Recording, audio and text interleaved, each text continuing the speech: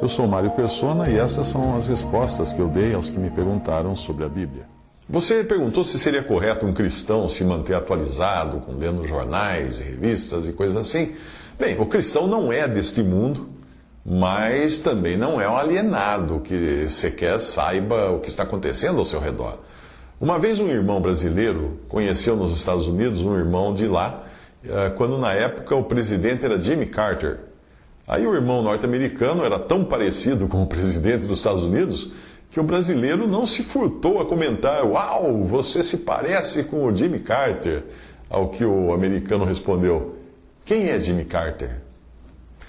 No meu entender, a alienação e ignorância podem fechar portas para o testemunho cristão. O Senhor Jesus estava atento aos acontecimentos dos seus dias quando ele comentou dos galileus, cujo sangue Pilatos misturara com os seus sacrifícios. E também quando ele comentou daqueles 18 sobre os quais caiu a torre de Siloé e os matou. Isso está em Lucas 13, versículos de 1 a 4. Essa era a notícia do, por assim dizer, jornal do dia naquele tempo. O apóstolo Paulo não era um ignorante da cultura grega quando ele citou seus poetas. Ao dizer aos gregos: "Também alguns dos vossos poetas disseram, pois somos também sua geração." Atos 17, 28. Qualquer conhecimento mínimo de economia, cultura, política, geografia, arquitetura, religião, sociologia, pode servir de gancho para levar uma conversa para aquilo que realmente importa, que é testemunhar de Cristo. Paulo não precisou estudar profundamente a idolatria grega, bastou ele ter um olhar observador e atento para levar a verdade àquele povo pagão e caído, mergulhado na idolatria. Na sua visita a Atenas, estando no meio do Areópago, ele declarou: "Passando eu e vendo os vossos santuários, achei também um altar em que estava escrito: ao Deus desconhecido. Esse, pois, que vós honrais, não o conhecendo, é o que eu vos anuncio." Atos 17, 23. Quando Davi montou o seu, vamos chamar assim, ministério, um dos grupos de pessoas que escolheu eram de homens que sabiam discernir a sua época. Eu acredito que essa qualidade também seja útil a um cristão. Lá diz assim no Antigo Testamento: "Ora, este é o número dos homens armados para a peleja que vieram a Davi em Hebrom, para lhe transferirem o reino de Saul, segundo a palavra do Senhor. Dos filhos de Issacar, conhecedores da época, para saberem o que Israel devia fazer, 200 chefes e todos os seus irmãos sob as suas ordens." Portanto, homens conhecedores da sua época. 1 Crônicas 12, versículos 23 e 32. O homem que Deus escolheu para levar o evangelho a reis e príncipes não foi um Pedro, pescador, mas foi um Paulo, que podia circular nessas esferas sem se deixar intimidar, seduzir ou influenciar pelo status dos seus interlocutores. Antes, Deus já tinha levantado para pedirem a liberação do corpo de Jesus Nicodemos e José de Arimateia, que eram homens ilustres da sociedade judaica que tinham acesso garantido ao governador Pôncio Pilatos. Se fosse Pedro lá pedir o corpo de Jesus, ele não seria nem recebido por Pilatos. Ao longo da Bíblia, nós temos então muita informação política, porque os reis e governantes são continuamente mencionados para situar no tempo o contexto daquilo que está sendo dito. E isso não se limita ao Antigo Testamento, aos Evangelhos, mas continua também em Atos e nas Epístolas. Eu precisaria arrancar várias páginas do Novo Testamento se eu dissesse que não me interesso por política. A chegada de Cristo ao mundo teve repercussões políticas, a sua morte também.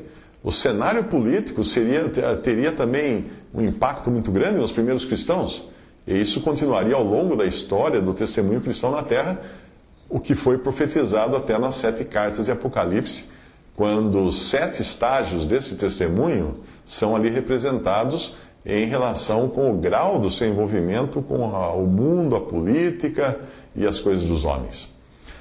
No Antigo Testamento, tudo tinha relação com política, porque Deus havia estabelecido um povo na terra, que era Israel, para se assenhorear das outras nações, para mandar nas outras nações, e inclusive fazer valer os seus direitos pela espada, até quando precisasse.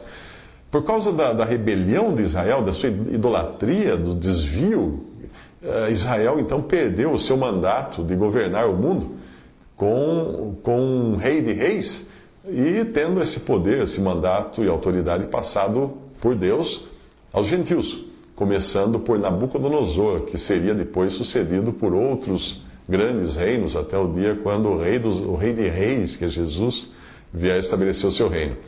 Nos evangelhos, nós ainda vemos uma intervenção política ativa de um profeta que representava o Antigo Testamento na sua transição, João Batista. Ele interferia até nos relacionamentos amorosos de um governante. E por isso que foi decapitado depois.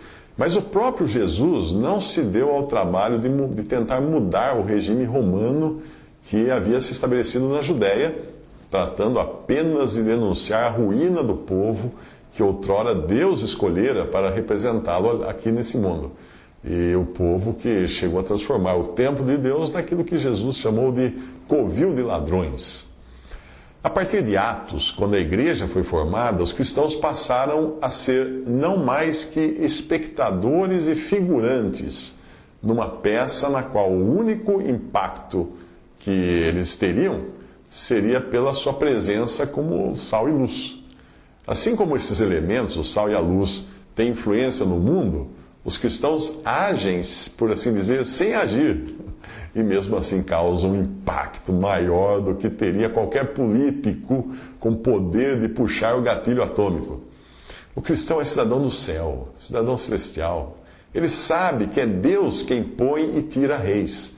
Portanto, não cabe a ele interferir no processo para não se fazer culpado de estar agindo na contramão do que Deus quer para este mundo.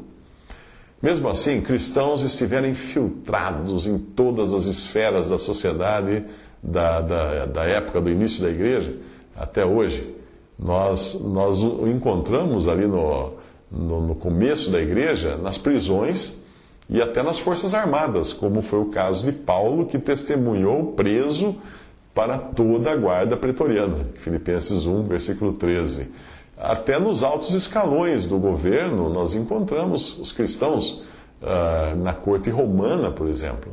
Especialmente os da casa de César, que é dito em Filipenses 4, 22. E onde você lê casa de César, leia-se família de César, porque esse é o sentido ali.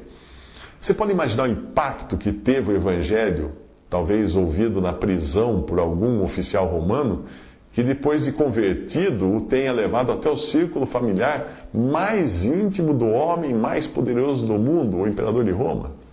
Como que o cristão não tem impacto? Tem impacto, mas levando o evangelho que ele tem impacto. Você conseguiria ter esse mesmo impacto fazendo política? Não. Você conseguiria ter esse impacto sendo cristão e testemunhando de Cristo? Sim.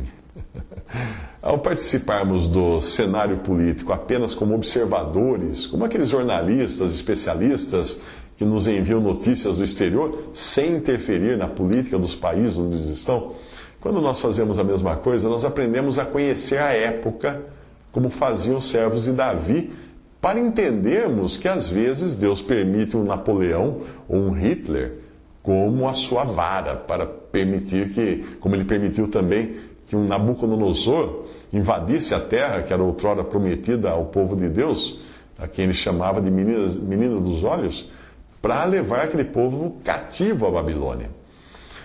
Agora, os problemas para o cristão começam quando nós saímos da posição de figurantes, ou de pessoas que querem apenas se manter informadas e entender sua época, e passamos à militância ativa, como atores, não mais como coadjuvantes ou simplesmente observadores. Passamos a ser atores de algum partido ou ideologia política, e aí nós somos seduzidos pela crença de que temos algum poder de mudar o mundo, usando de eleição, por exemplo, para colocar a pessoa certa no poder.